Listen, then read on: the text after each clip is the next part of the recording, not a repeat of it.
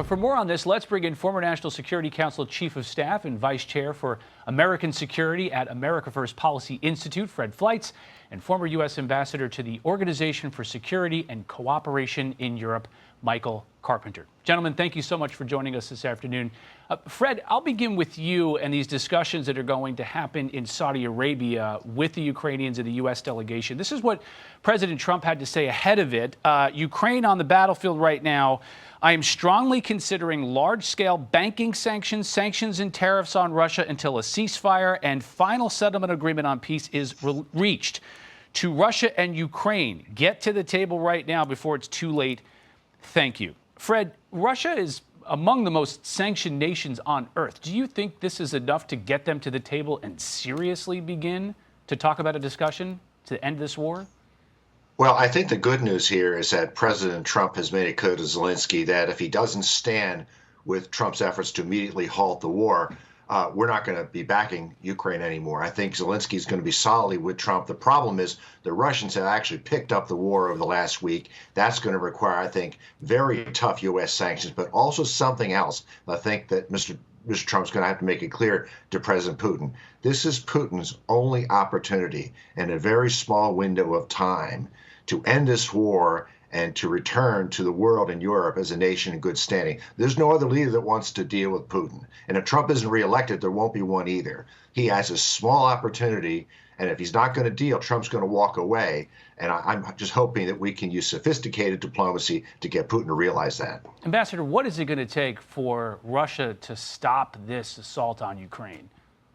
Well, I think that's a great question, because so far we've seen this administration apply most of its leverage to Ukraine, not to Russia. So the statement from the president last night is interesting because it suggests that he's willing to apply additional leverage with Russia.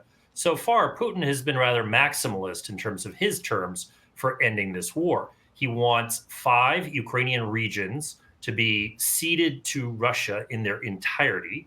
He wants a pledge that Ukraine will never join NATO and that there will be no NATO country troops inside Ukraine. And then he wants some form of what he calls demilitarization of Ukraine.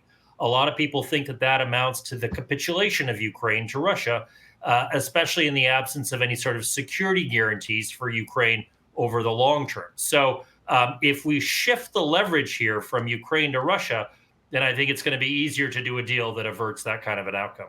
Fred, any discussion of a ceasefire? How do we in the United States avoid a scenario where there's a pause, there are no peacekeepers, Vladimir Putin waits a certain number of months or years, and then he rearms, reloads, and resumes his assault on Ukraine?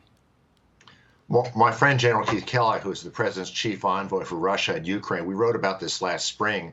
I think we can come up with a scenario where Ukraine is heavily armed, peacekeeping forces deployed along the border, and we make a deal with Russia where we may actually lift some Russian sanctions, but a percentage of those sanctions, a tax on those revenues would be used to rebuild Ukraine. But I think the key is that not isolating Russia, making sure that Ukraine is safe, but by being fully armed is a way forward with this. And I don't think Ukraine should concede any territory. We'll draw the battle lines, we'll draw the border along the current battle lines. We will negotiate territory later. Ambassador, the Trump administration likes to point out that they gave Ukraine offensive weaponry in their first administration. Do you think that there was a missed opportunity in the Obama administration to more forcefully arm the Ukrainians for something like this?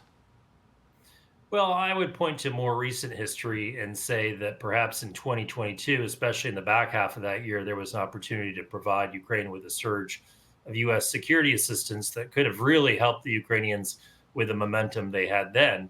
Of course, there were fears of escalation on the Russian side that prevented ultimately that from happening at the sort of scale that would have ended the war.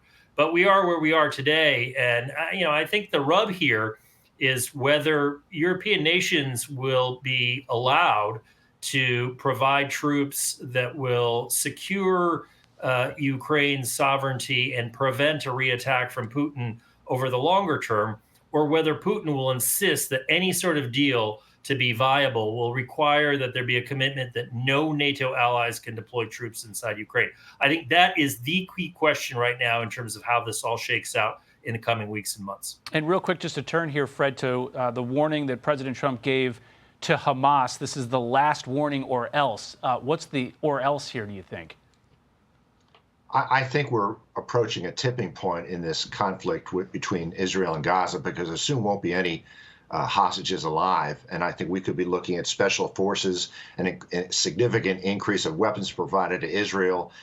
This is the time for the U.S. to really try to twist arms with Hamas. We are dealing directly with Hamas. And U.S. special forces, you mean? Diplomats.